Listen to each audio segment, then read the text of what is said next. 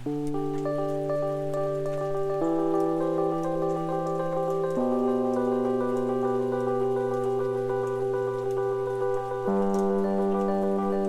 think it's easy for people to look at my life and think that I don't have independence.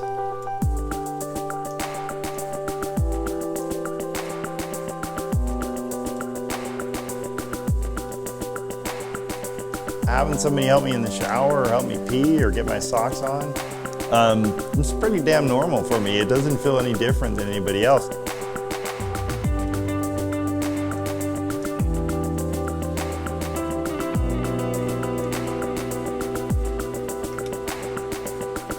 When I broke my neck, the doctors told me I'd never walk again. I mean, as a teenager, that didn't fly with me. But the thing was, I felt that my DNA was already in place, and that was to just push forward. I feel like while he might be, he's limited physically, he doesn't set limits on himself, and he actually really tries to push beyond whatever kind of limits are out there for him. I started skiing when I was probably around 6 years old. My parents would drag us along, so they could get time on the mountain. After I broke my neck, obviously, my skiing changed quite a bit.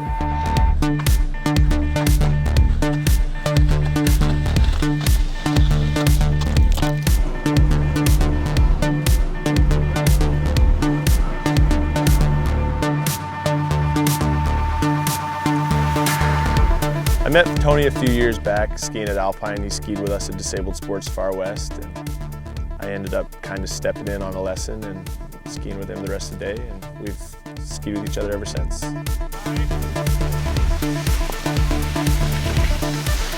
I feel very fortunate. I feel he's a one in a million type of skier. He has the skills that, I think any of the best skiers in the world have.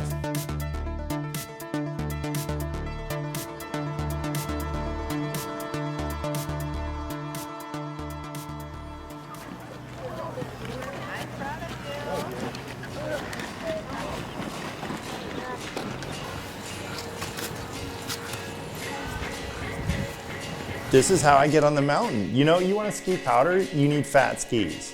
You want to do a certain thing, you need special equipment. Well, I've got my special equipment, and that's my crew. They get me on the mountain. It's no different than anybody else. It just looks a little different.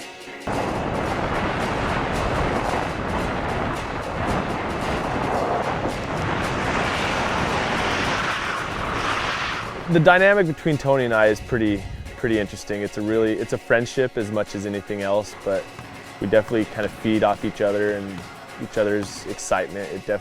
We share that a lot, and it's just two buddies going out and skiing. Yeah, those are 105 underfoot. They are, yeah.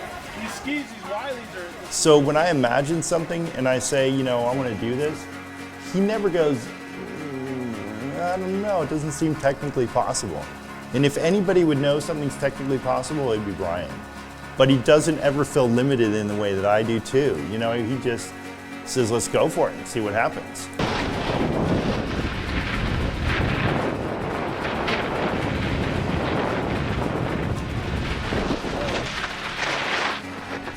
The dream for coming to Alaska, I think it's probably as much my idea or my dream as it is Tony's.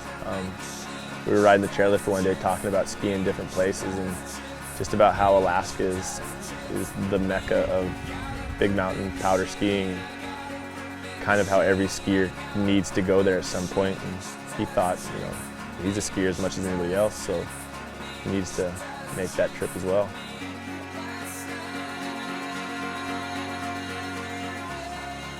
If we're going to get powder, let's go to where it is. And that's kind of how the idea came about. And basically we both looked at each other, and I don't think it was just me. I think our light went off at the same time. There was a lot of stuff going through my head when I found out that this was going to become a reality. Definitely nervous about a lot of unknown things, like how's the ski going to work in deep snow? How's the ski going to work on bigger mountains? I was excited here. I was working with Tony for sure, having met him over the summer. But on the other hand, I was like, all right, here we go. This is a new, totally new experience.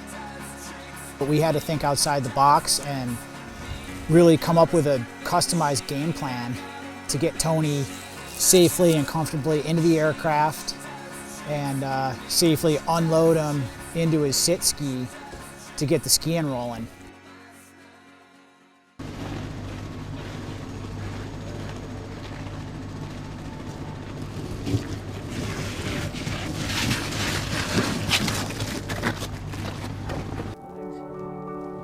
Ready?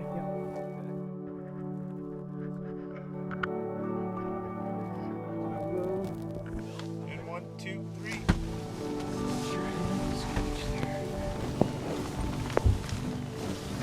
Okay, pretty good. Support you here while we Yeah. Yeah, one. Beauty, guys. One more. Good job, guys. Nice. That was sick.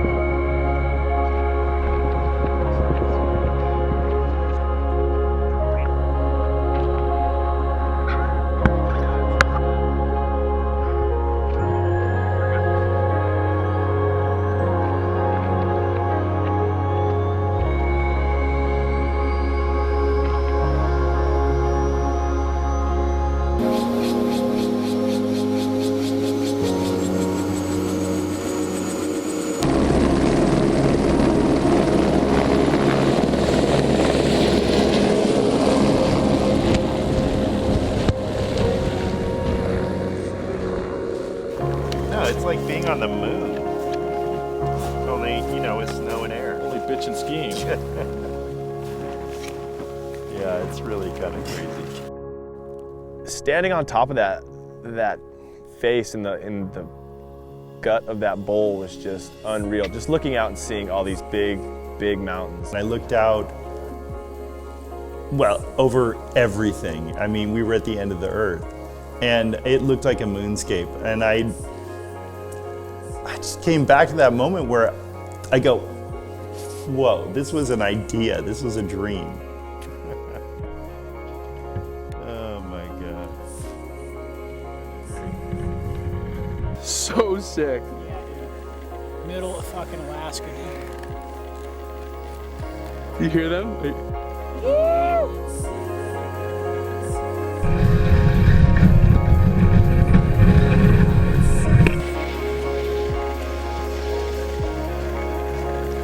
Yeah, boys.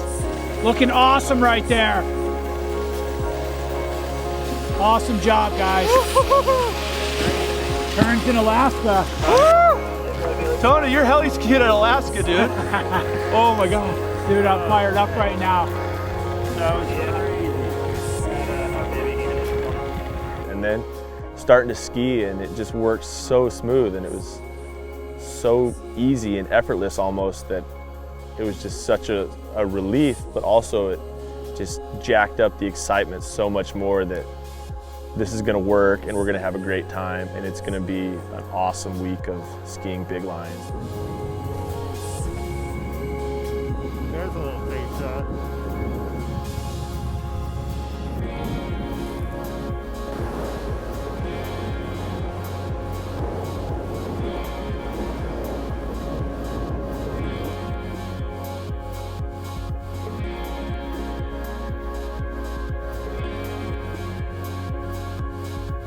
first couple loads and unloads out of the aircraft were shut down. There wasn't any pressure of trying to get this done too quick. It wasn't loud, the blades weren't spinning.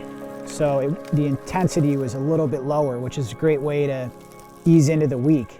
And as we got more confident and more efficient, we bumped things up and we really started working in and out of this aircraft like every other group in the zone.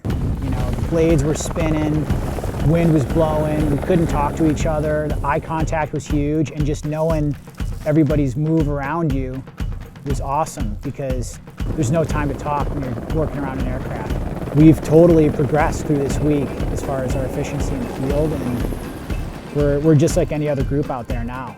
Just hot laps out there in the Chugach and skiing a bunch.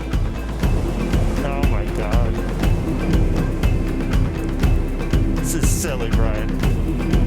Brian, thank you. It's one of those things where you don't know if it'll work until you try. So we came out and talked about coming up to Alaska, and it's working so far. So.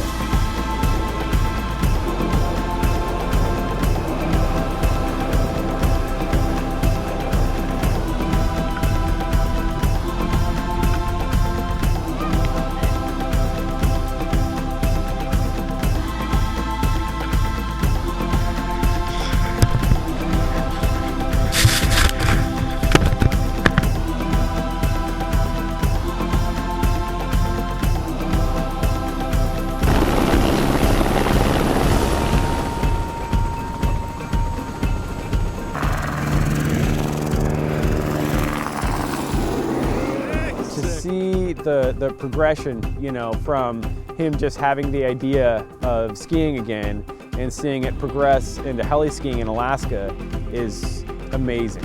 It just fills me with joy to see him doing it, honestly. I can only imagine what my ideas are going to be next. I mean, because I really feel like if I ever felt that there were limitations with anything coming up to this, which I haven't reached them yet, it's all about just pushing through them and trying. You know, because I feel like if you don't try it, you'll never know whether you can do it or not. You never will.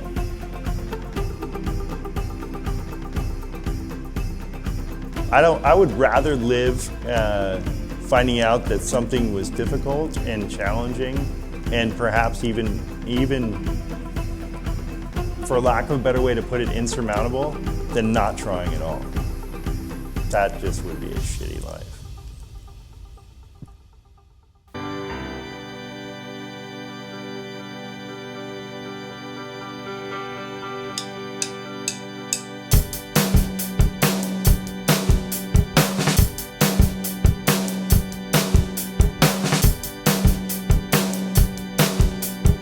Like, this is the devil horns. What's the difference between that and what's the quad shaka? This is the quad shaka. And what's the devil horns? Okay, yeah, you can see the difference. Yeah. Pretty obvious. Yeah, I guess. That's the horns or the shaka? Dude, come on. It's the haka. Shaka. Horns. Duh.